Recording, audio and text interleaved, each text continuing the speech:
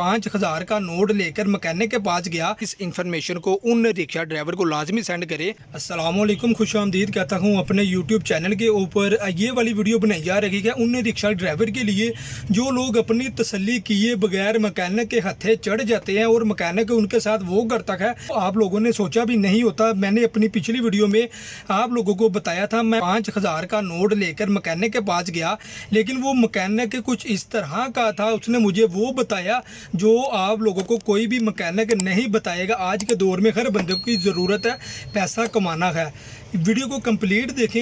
ये वाला 5,000 किस तरीके से सेफ हो सकता है और आपकी परेशानी भी दूर हो सकती है। आप लोग अभी ये देख सकते हैं अल्हम्दुलिल्लाह ये वाला मेरा नया ऑटो रिक्शा है। मेरे साथ ये वाला मसला मसाइल पेश आ रहा था। मैं जब अपना ऑटो रिक्शा चलाता था, इसका मोड़ काटता था तो मेरा आगे वाला टायर पंचर हो जाता था। क्यों होता था, इसकी क्या मेन वजह थी, इसकी क्या रीज़न थी। तो मैकेनिक के पास गया तो मैकेनिक को जाके कहा भाईजान मुझे शक पड़ रहा है, ये वाला मेरा हैंडल का फाग टेढ़ा है। एक बार मेरा ऑटो रिक्शे का एक्सीडेंट हुआ था, उसकी वीडियो भी मैंने बना के अपने चैनल के ऊपर अपलोड की थी। ये वाला मेरा आगे वाला स्क्रीन टूट गई थी और ये खड्डे के अंदर मेरा बहुत बुरी तरह ऑटो रिक्शा गिरा था और हैंडल भी टेढ़ा हो गया था। फिर मैकेनिक मेरे से पूछने लगा, जब आप अपना ऑटो रिक्शा चला रहे होते हो आपको ये महसूस तो नहीं होता आपका ऑटो रिक्शा एक साइड पे उल्टने लगा है, एक्सीडेंट होने लगा है, एक ही साइड पर चल रहा है या आपका हैंडल तो नहीं काम था। सारी बातें मैंने सुन के उसको कहा भाई मेरे साथ सिर्फ एक मसला पेश आता है, जब मैं अपना ऑटो रिक्शा चला रहा होता हूँ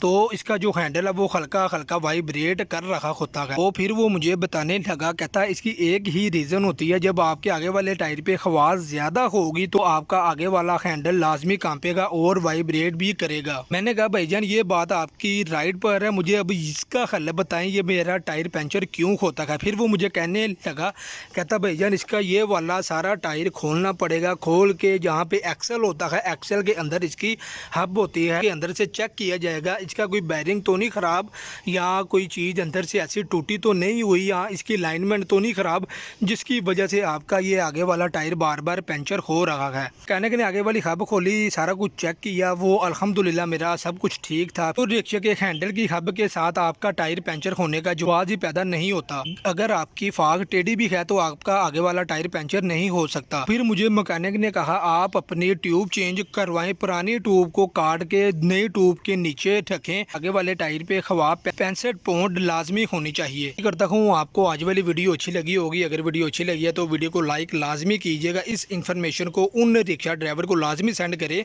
जो लोग अपनी तसल्ली किए बगैर मैकेनिक के पास चले जाते हैं और मैकेनिक आप लोगों के साथ वो करता है जो आप लोगों ने कभी सोचा भी नहीं होगा।